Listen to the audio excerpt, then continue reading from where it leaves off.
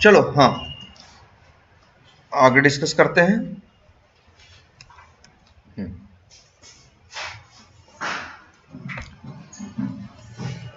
तो पैकेजेस के बारे में क्लियर हुआ ना? ठीक है, ये रूल्स याद रखना। अब जरा चलो एक क्लास और बनाते हैं 29 अक्टूबर में, और यहाँ पे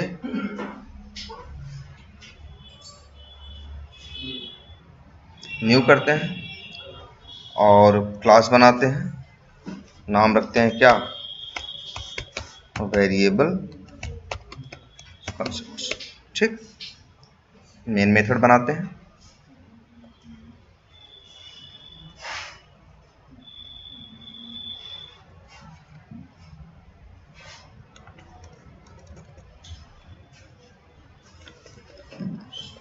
ठीक, अब चलो यहाँ पे हाँ, यहाँ देखते हैं।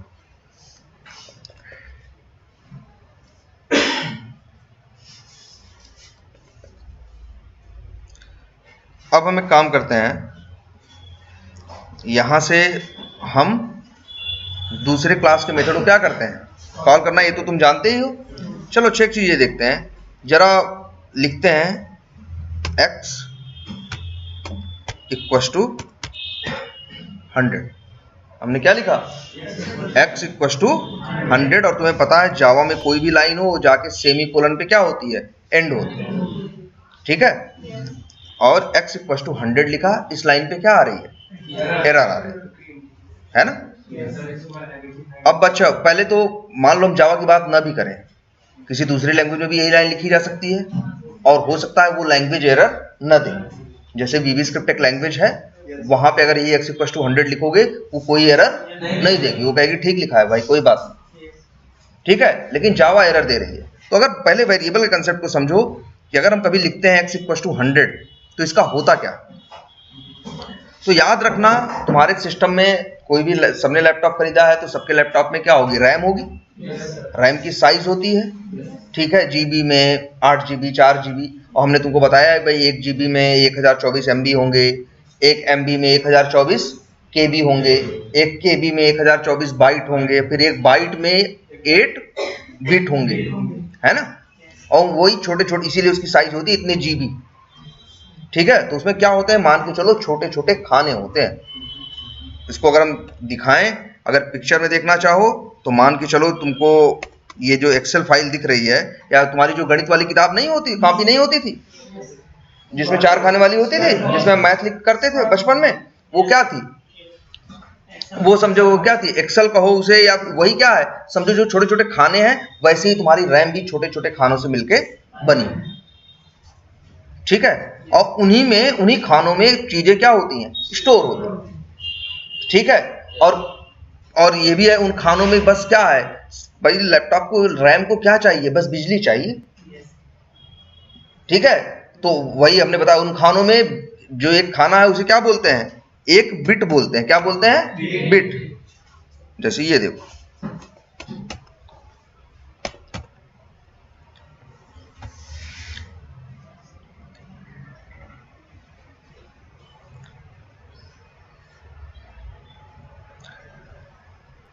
जैसे ये दिख रहा है, ये जो छोटे छोटे खाने हैं, ये समझो क्या है, एक एक बिट है।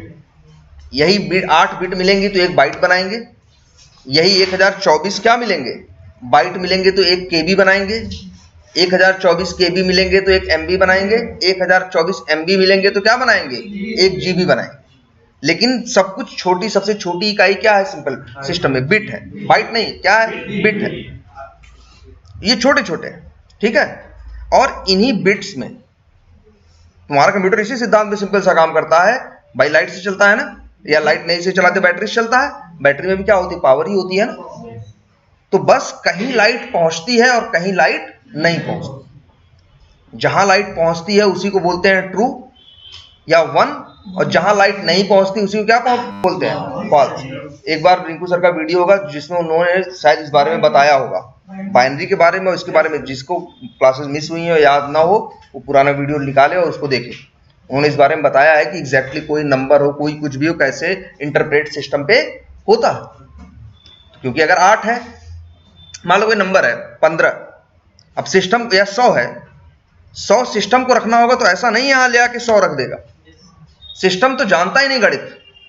सिस्टम जैसे जो हम लोग ये नंबर होता है, हम लोग 10, 11, 12, 15, 20, ये क्या है? ये डेसिमल है। जो हम लोग का है क्या है? डेसिमल सिस्टम है। जो हम लोग का नंबर सिस्टम होता है जिसे हम तुम यूज करते हैं वो क्या है? डेसिमल है।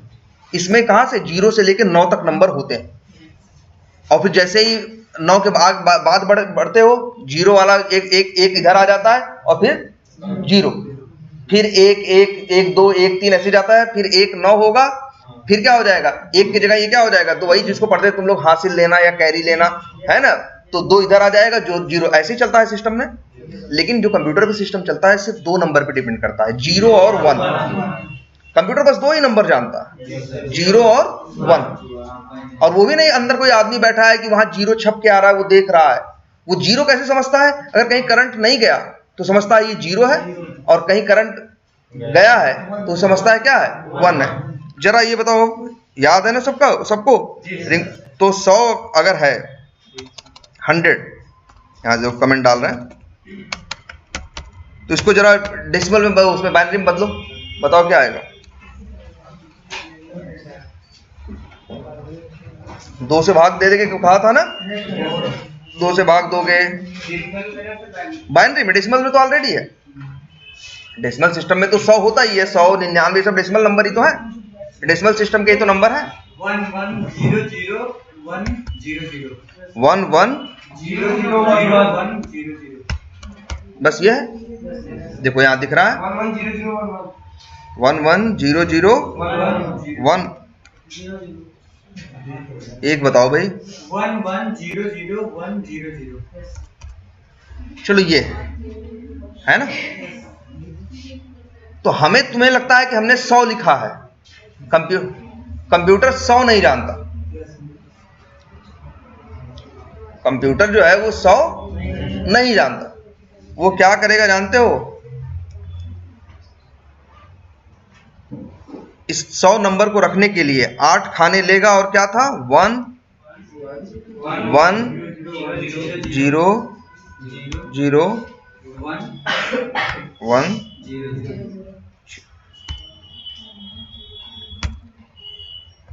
तो रैम में क्या हुआ होगा इसके लिए जानते हो?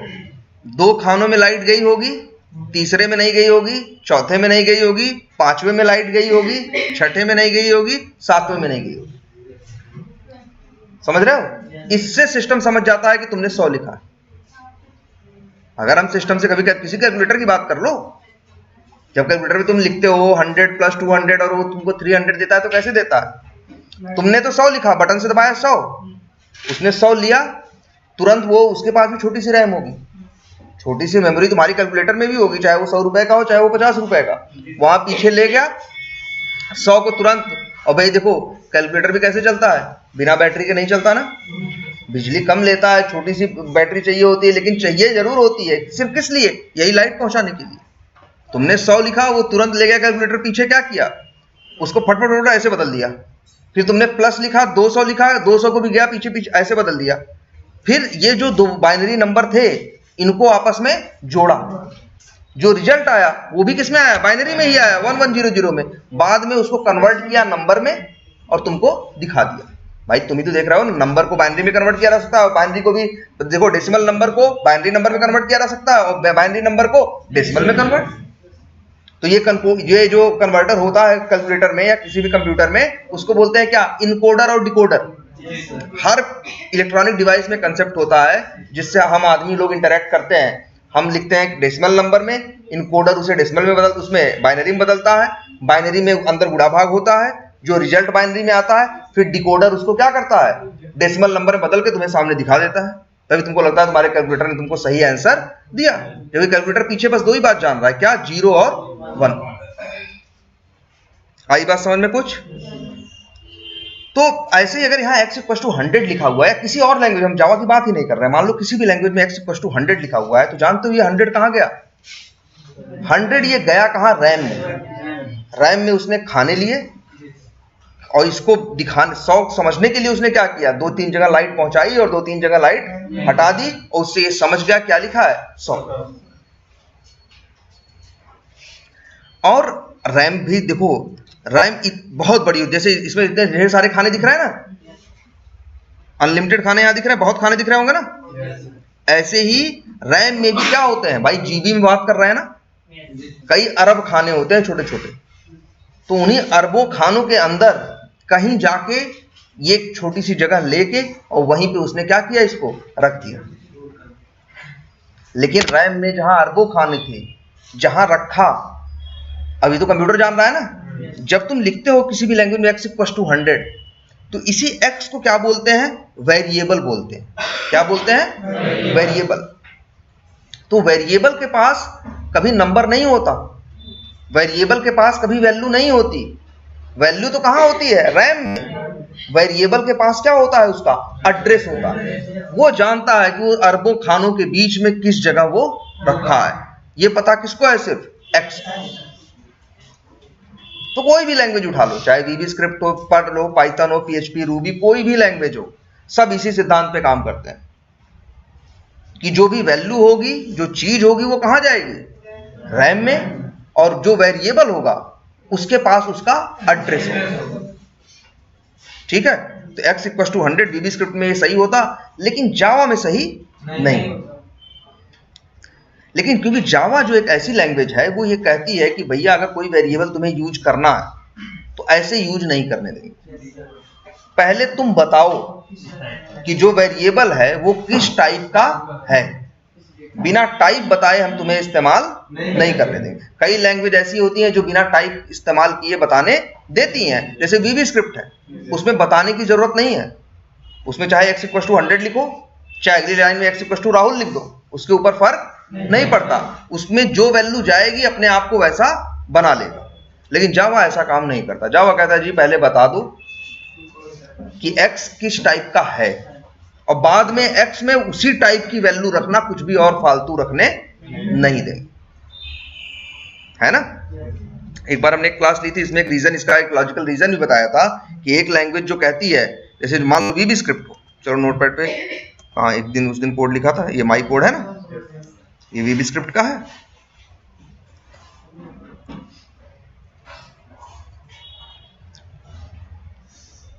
यहाँ पे भी तो वही लिखा है, x = 100 y = ये, इसका भी सिद्धांत वही है कि 100 जाएगा रैम में, ये भी लाइट काटेगा, ये भी लाइट देगा, सब कुछ वही है। और x के पास उन अरबों जो वो है छोटे छोटे खाने हैं, उसका एड्रेस किसके पास है, x के पास, कि उन खानों में 100 जो नंबर है वो कहाँ है। और वो भी 100 नंबर की तरह नहीं होगा, वो कुछ खानों में कहीं लाइट है और कहीं नहीं है। इसी से वो समझ जाता है कि ये 100 है या 200। उसकी भाषा ही वो है, जैसे हमारी तुम्हारी भाषा है ना। तो एक लैंग्वेज ऐसी है ये जो कहती है बताना जरूरी नहीं है। एक लैंग्वेज ये कहती है ना, ये कहती भाई ऐसे नहीं लिखने देंगे, पहले एक लाइन पहले ये लिखो, इंटीजर नहीं, इंट x, पहले बताओ कि x किस टाइप का है, बाद में x में तुम जो करना है करो, और वही रखोगे जैसा वो है। यहां ऐसा नहीं कर सकते, डेसिमल नंबर रखो, मना कर देगा, कहेगा भाई इंट मतलब इंटीजर, इंटीजर मतलब पूर्णांक।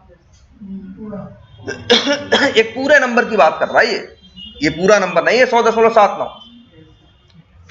पूरा नंबर क्या होता है, 1 2 3 4 5 6 जो ये होते हैं, ये सब क्या है, पूर्णांक है ना, होल नंबर है। तो इंट जो है उन्हीं की बात कर रहा है भाई।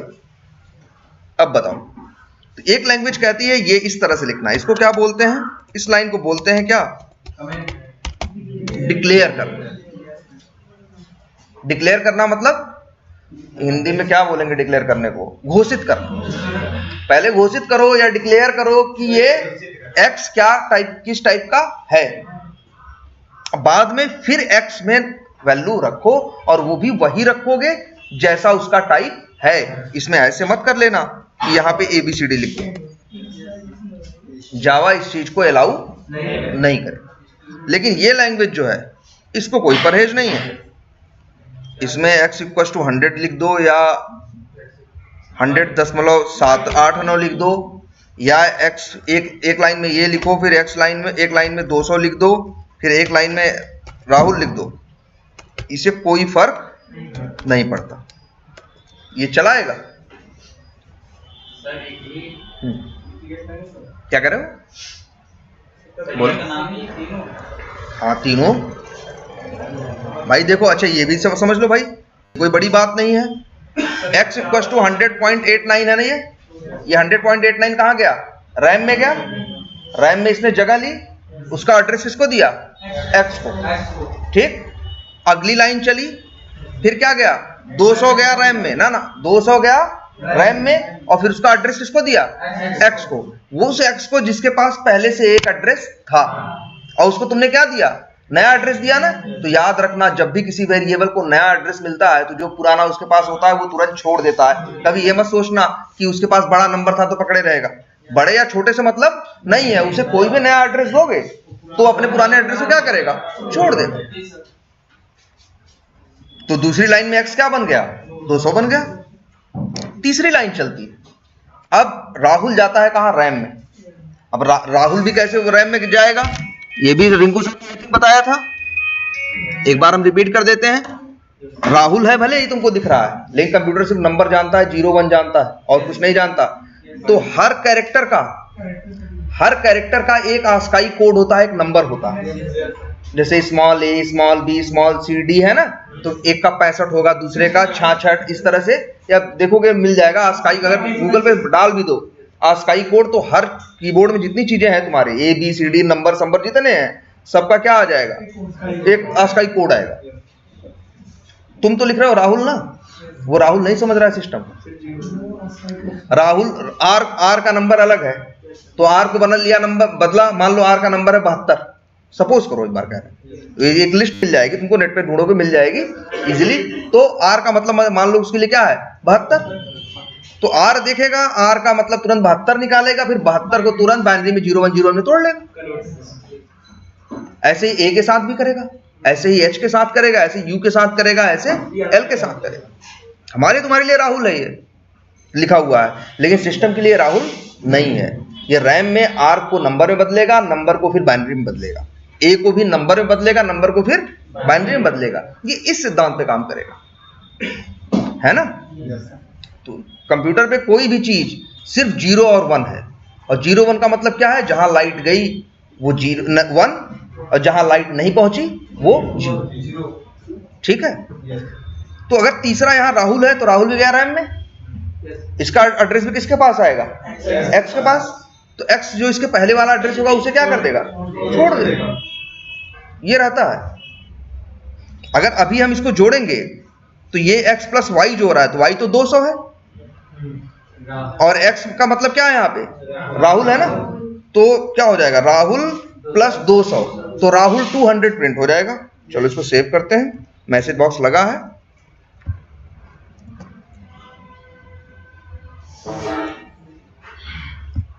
टाइप मिसमैच,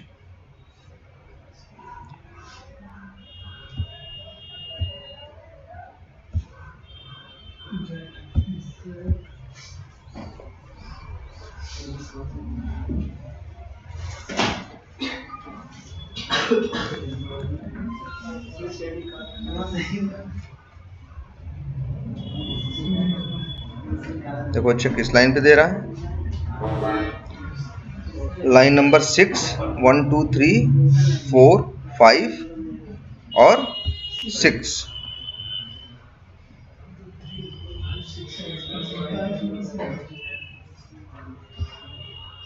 इससे इसको वीवी स्क्रिप्ट को फर्क तो नहीं पड़ना चाहिए। अच्छा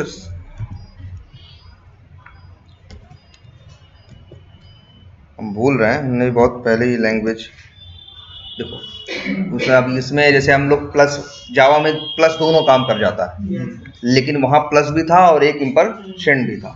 ठीक है। तो जो भी है, मेरा कहने का मतलब है कि कभी भी किसी लैंग्वेज में जब किसी वेरिएबल में कोई नया एड्रेस दोगे तो वो उसे पुराना क्या करेगा? पुराने को छोड़ देगा।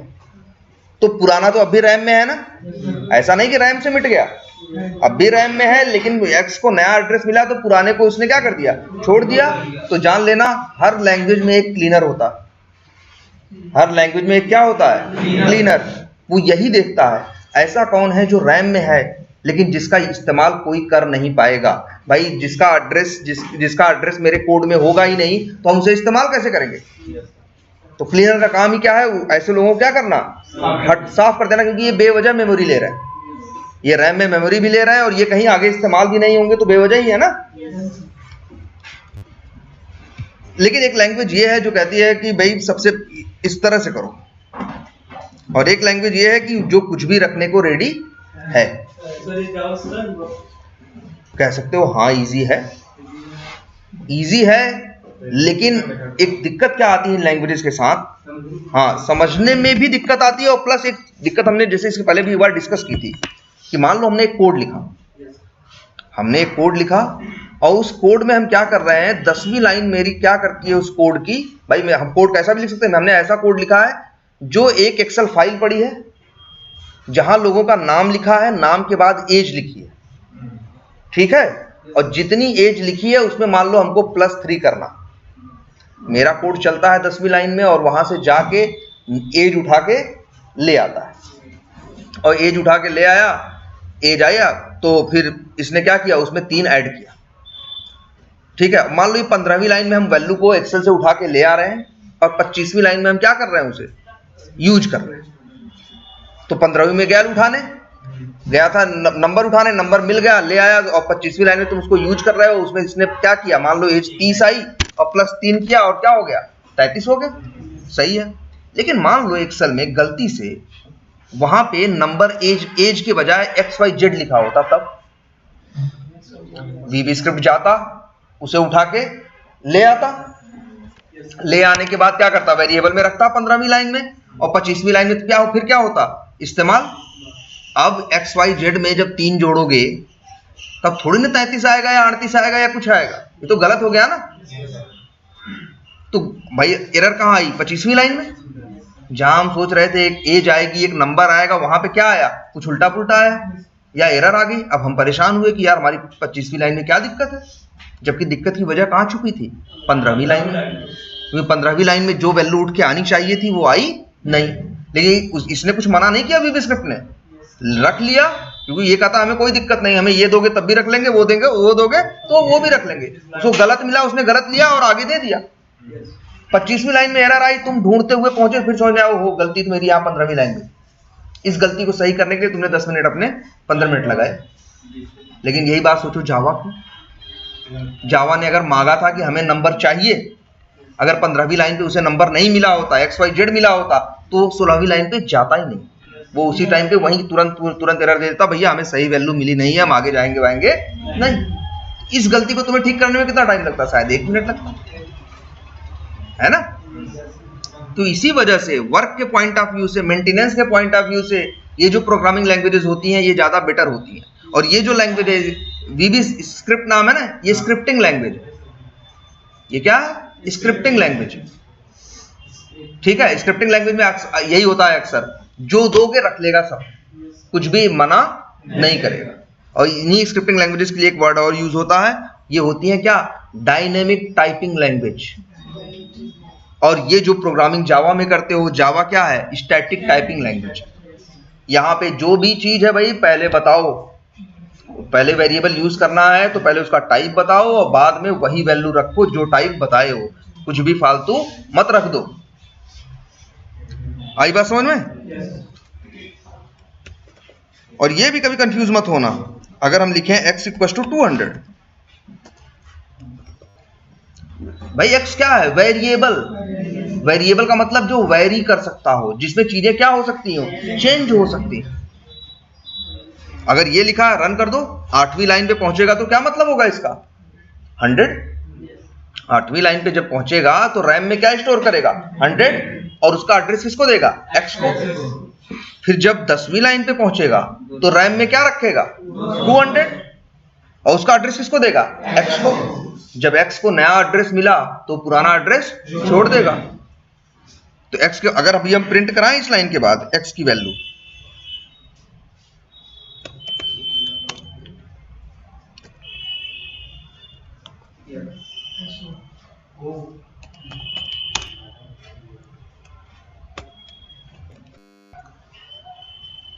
ना, अब इसको रन करो,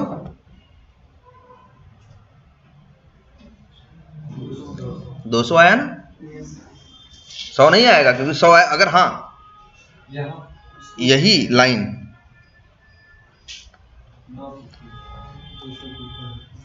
यहां रख दिए होते। अब 2 बार प्रिंट करा रहे हो ना, जब यहां प्रिंट होगा तब x के अंदर क्या पड़ा है 100, जब यहां प्रिंट होगा तो x के अंदर क्या पड़ा है 200, इसीलिए 100 भी प्रिंट होगा और 200 भी प्रिंट होगा ना। अगर ये दोनों लाइनें यही हो तब सिर्फ 200 ही प्रिंट होगा, 2 बार भले प्रिंट होगा लेकिन 200 ही, क्योंकि जब x प्रिंट हो रहा है तो x के अंदर लेटेस्ट वैल्यू क्या है 200, जो सबसे आखिरी असाइनमेंट होगा, जो सबसे आखिरी वैल्यू होगी वही काम वही रहेगी। ठीक है, बिल्कुल करेगा 2 बार भाई, 2 बार system dot out dot println लिखा है तो 2 बार करे, लेकिन 2 के दोनों बार क्या देगा वो 200 दे।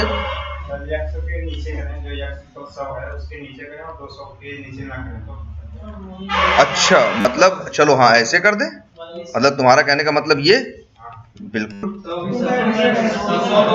2 बार 100 करेगा भाई। देखो प्रिंट कराने के बाद कह रहे हो तुम 200, तो ठीक है तुम्हारी मर्जी, तुम कर रहे हो 200 तो ये तो ऐसा नहीं माना करेगा, ये थोड़ी नहीं कहेगा कि अब हम प्रिंट कर चुके हैं अब हम वैल्यू नहीं लेंगे। ये तो लैंग्वेज है, जैसा कहा जा रहा है एज इट इज करेगी, लाइन बाय लाइन पढ़ते हुए जाएगी। जब इस लाइन को चलाएगी तो कभी ये हिसाब नहीं रखेगी कि आगे लाइन में क्या लिखा है, या ये नहीं सोचेगी कि आगे तो इसमें 200 होने वाला है, ये तो 100 है, ये तो कम है, चलो इसको छोड़ देते हैं, आगे वाला ही प्रिंट करा लेते हैं। या आदमी की तरह दिमाग नहीं लगाएगी, उसके लिए ना कोई बड़ा है ना कोई छोटा है भाई, जो है वो है, उसको इससे मतलब नहीं है 200, ये 100 या 200 कोई रुपया नहीं है, इसके लिए क्या है सिर्फ एक नंबर है। आई बात समझ में? और मतलब वही है, तुम रन कर रहे हो। अच्छा और ये भी बता दे तुमको, ये जो x है इंट लिखा है ना, जावा में इंट एक क्या है डेटा टाइप है, और ये मेमोरी की लेता है कितनी 4 बाइट, कितनी लेता है 4 बाइट, चाहे नंबर बड़ा हो चाहे नंबर छोटा है। 4 बाइट, एक बाइट में कितने होते हैं 8 बिट होते हैं ना, तो 4 बाइट में कितने हुए 32 बिट, मतलब 32 खानों में नंबर रखा जाता है। चाहे छोटा नंबर होगा वो भी उसी 32 खाने में जाएगा, और बड़ा नंबर रहेगा वो भी। सबसे बड़ा नंबर क्या बन सकता है, अगर 32 के 32 खानों में सब में लाइट पहुंच जाए 1 1 1 1 1। देखो भाई, अगर हम कहें जावा में इंटीजर है, उसमें छोटा नंबर क्या रख सकते हो, कोई भी रख सकते हो, चाहे 0 रखो चाहे माइनस रखो चाहे जो रखो, लेकिन बड़ा नंबर कितना बड़ा रख सकते हो उसकी लिमिट है। और लिमिट कहां से डिसाइड होगी भाई, कितनी मेमोरी लेता है 4 बाइट, मतलब 32 बिट, और 32 में 32 बिट इस्तेमाल नहीं करता, सिर्फ 31 बिट इस्तेमाल करता है नंबर रखने के लिए। 1 बिट इसलिए रखता है ये डिसाइड करने के लिए कि नंबर प्लस है कि माइनस। भाई नंबर प्लस और माइनस दोनों हो सकता है ना, तो सिर्फ 31 बिट का इस्तेमाल करता है रखने के लिए। और सबसे बड़ा नंबर कब आएगा, तुम हर अगर इसमें जैसे ऐसे 31 खाने हों,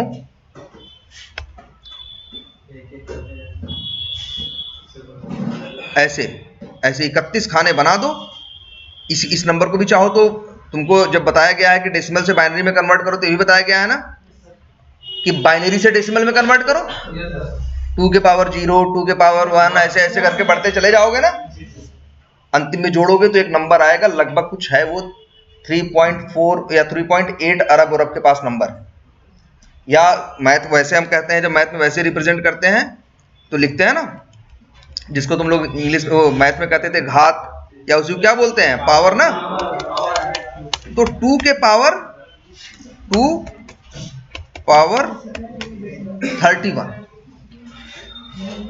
ठीक है, माइनस 1, 2 के पावर 31, जितना बड़ा नंबर जो आएगा और उसमें से -1 कर देना। -1 क्यों करवाता है, क्योंकि 0 भी एक नंबर है ना, तो मतलब यही आएगा, लगभग कोई 3.8 वेट के आसपास अरब आएगा। इतना बड़ा नंबर ये स्टोर कर सकता है। अब ये भी नहीं, ऐसा नहीं कि जब वो है बड़ा नंबर है तो 32 बिट लेगा, छोटा नंबर है तो कम ही लेगा ना, चाहे बड़ा हो चाहे छोटा, लेगा हमेशा 32 ही बिट। एक बिट डिसाइड करने में लेगा कि भैया प्लस है या माइनस, और 31 बिट में ये डिसाइड करेगा नंबर कितना बड़ा है। भाई छोटा नंबर होगा तो ढेर सारे जीरो भर देगा, बड़ा नंबर होगा तो भाई जिसमें जितने ज्यादा लाइट वो जितने ज्यादा 1 होंगे वो उतना बड़ा ज्यादा नंबर होगा, है ना। ये क्लियर है? तो भाई अच्छा, हाँ और एक बात याद रखना कि जब हम ये रन करेंगे, ये चलेगा, तो जैसे जैसे ये मेरा प्रोग्राम आगे चलता रहता है, पीछे पीछे एक क्लीनर भी साथ में चलता रहता है। उसका यही काम होता है ये देखना क्लीनर का, ऐसा कौन है जिसका यूज, जो रैम में जगह तो ले रहा है, प्रोग्राम ने उसको बनाया, वो रैम में गया, लेकिन उसका इस्तेमाल नहीं होगा। जैसे x = 100 है, 100 गया ना, 100 को कुछ नहीं करेगा, बिल्कुल नहीं छेड़ेगा। x को यूज किया, प्रिंट किया, छेड़ेगा? बिल्कुल नहीं छेड़ेगा। फिर x को किया, फिर इसी x में क्या डाला तुमने, 200 ना। ऐसा नहीं कि 100 के ऊपर 200 चला गया। रैम 100 में 100 जो है रैम में अलग जगह है, और जो 200 बनेगा रैम में अलग जगह बनेगा, और उसका एड्रेस किसके पास आएगा, x के पास। अब बताओ 100 का एड्रेस किसके पास है? नहीं है भैया। इस लाइन के बाद बताओ, 11वीं लाइन के बाद जब कोड चलते हुए 11वीं लाइन में पहुंचा, यहां पहुंचा है जब कोड यहां, अब बताओ कि x के पास भाई किसका एड्रेस है, 200 का ना। रैम में 100 अभी भी जिंदा, ऐसा नहीं कि 100 मर गया, 100 है, लेकिन 100 का एड्रेस किसके पास है? इस मैं 13वीं लाइन में खड़े हो गए, अब बताओ अब किसके पास है? इस लाइन में खड़े हो जब, तब हमें बताओ, हम ये कह रहे बिल्कुल है, इस लाइन में जाओगे तो 100 का एड्रेस x के पास है, इस लाइन में भी जाओगे तो 100 का एड्रेस x के पास, इस लाइन में भी जाओगे तो सही बात है 100 का एड्रेस x के पास। लेकिन जब तुम इस लाइन में पहुंच गए, अब 200 का एड्रेस किसके पास है, x के पास, तो 100 का एड्रेस किसके पास है? किसी के पास नहीं है ना, तो फालतू पड़ा हुआ है ना। जो क्लीनर है वो इसीलिए पीछे पीछे चल रहा है। ऐसा कौन है जो रैम में जगह तो ले रहा है, लेकिन उसका एड्रेस किसी के पास नहीं है। जब एड्रेस नहीं है किसी के पास तो वो इस्तेमाल भी नहीं होगा, और जब वो इस्तेमाल नहीं होगा तो रैम मेरी क्यों बेवजह भर रहा है। तो उसे वो क्या करेगा, क्लीन कर देगा, उस जगह को साफ कर देगा। और उसी को जो हम क्लीनर को बोल रहे हैं, हम लोग क्लीनर नहीं बोलते, उसका असली नाम है गार्बेज कलेक्टर। गार्बेज मतलब क्या होता है, कचरा, है ना।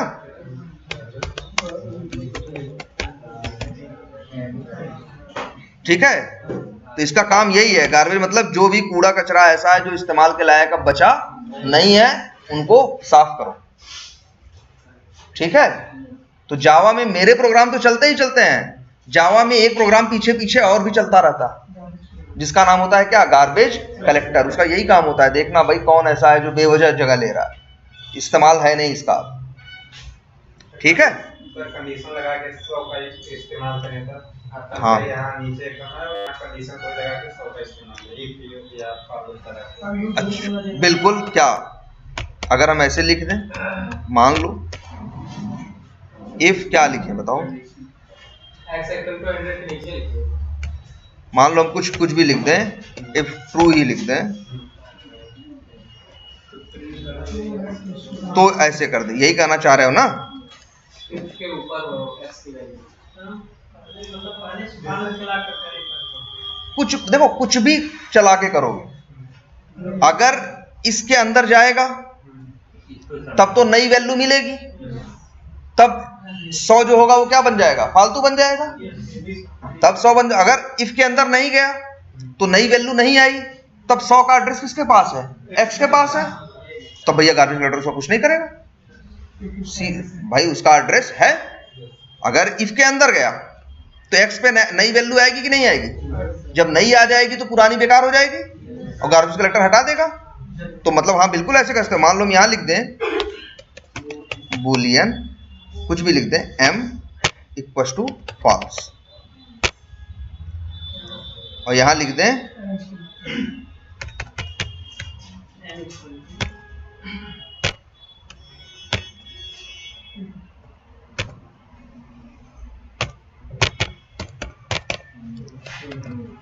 अब क्या होगा, m की वैल्यू क्या है, फॉल्स है, हमने यहां दिया है क्या कंडीशन, ट्रू, मैच करेगा, नहीं मैच करेगा, इफ के अंदर नहीं जाएगा, इफ के अंदर नहीं जाएगा तो x में नई वैल्यू नहीं आएगी, तो 100 ही पड़ा रहेगा ना, और गार्बेज कलेक्टर बिल्कुल नहीं उसे छुएगा।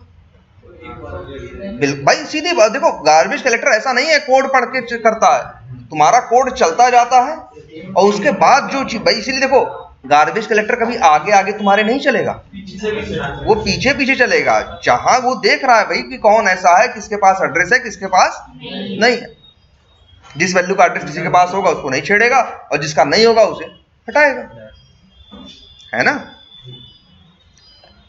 चलो कंडीशन तो बाद में हम देखेंगे।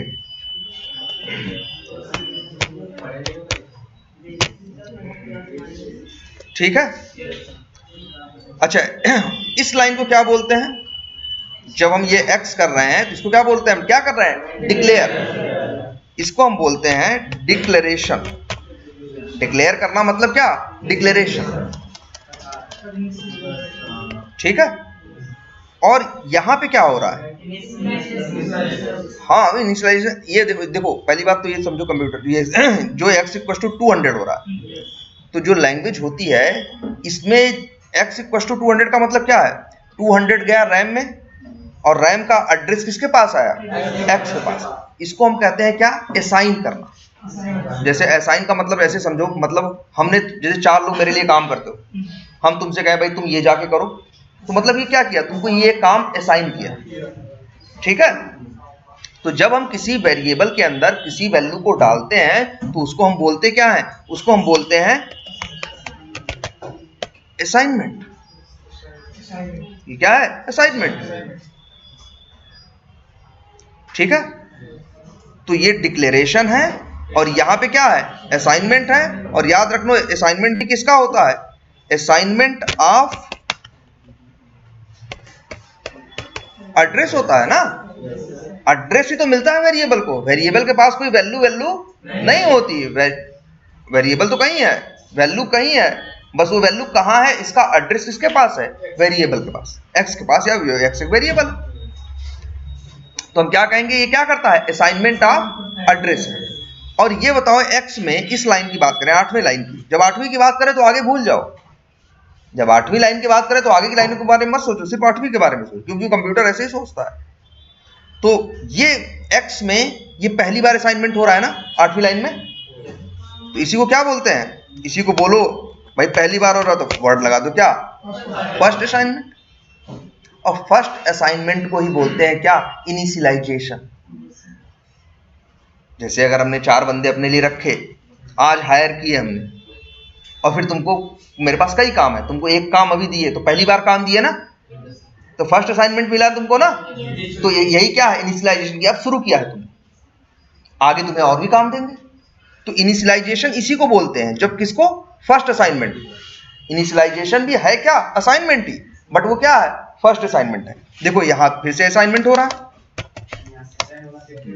सेकंड असाइनमेंट है, इसको इनिशियलाइजेशन नहीं बोलोगे, इस लाइन को, जो 11 नंबर की लाइन है, इसको इनिशियलाइजेशन नहीं बोलोगे, इसी को क्या बोलते हैं, ठीक है।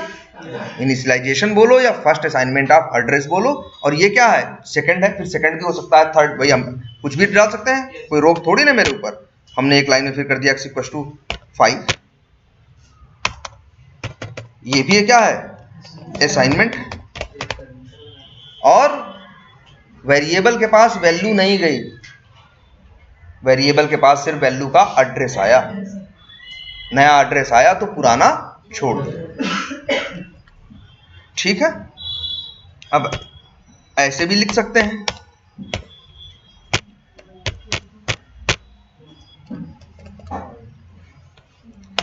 हमने क्या लिखा, यहां देख रहे थे, पहले एक लाइन में असाइनमेंट कर रहे थे और दूसरी लाइन में, सॉरी, एक लाइन में डिक्लेरेशन कर रहे थे और दूसरी लाइन में इनिशियलाइजेशन। हम यहां क्या कर रहे हैं, इसको बोलेंगे डिक्लेरेशन एंड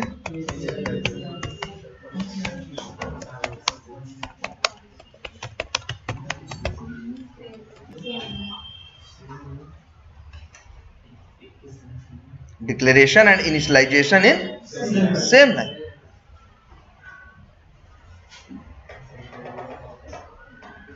है ना? तो ये भी कर सकते हैं, चाहे तो एक लाइन में डिक्लेरेशन करें, अगली लाइन में इनिशियलाइजेशन करें, चाहे तो एक ही लाइन में दोनों काम कर दे, एरर नहीं है, ये भी सही है। और अगर हम यहां चाहें लिखें z equal to x plus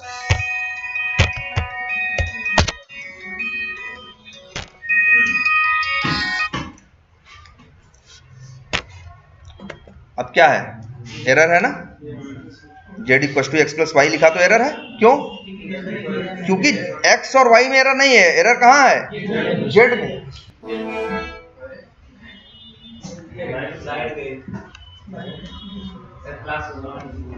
ठीक है, तो यहां गलती क्या है, z को भी क्या कर दें, इनिशियलाइज कर दें।